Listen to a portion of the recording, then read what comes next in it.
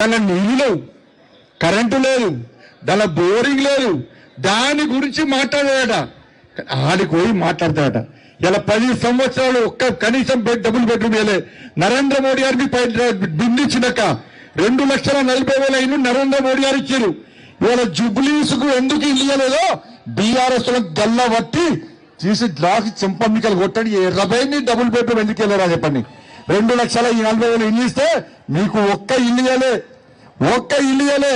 వాళ్ళు మీకు ఇచ్చే రేషన్ బియ్యం మనం ఇస్తున్నాం అక్క. రేషన్ బియ్యం మీకు ఇచ్చే పెన్షన్ పైసలు మనవి. ఇలా ఏం చేస్తా ఇలా చేసేది మనమైతే ఇవాళ బీఆర్ఎస్ కాంగ్రెస్ కలిసి గేమ్ ఆడుతున్నారు. కాళేశ్వరం పేరుతో 1,00,000 కోట్లు చంపారు. ఇవాళ ఫోన్ ట్యాపింగ్ చేస్తే వాళ్ళు వేసి ఫోన్ ట్యాపింగ్ చేసిరు. డ్రగ్స్ కేసు మీద డ్రగ్స్ కేసు చేసింది వాళ్ళే. అన్ని పొట్టు పైసలు సంపాదించుకుంటే తప్ప ఈ 10 సంవత్సరాలు బీఆర్ఎస్ చేసిందే లేదు, వాళ్ళు పీకిందే లేదు. అందుకే వాళ్ళని ఫామ్ హౌస్ పరిమితం చేస్తాం. ఇవాళ మళ్ళీ ఏమైంది? ఇవాళ పరిస్థితి ఏమైంది?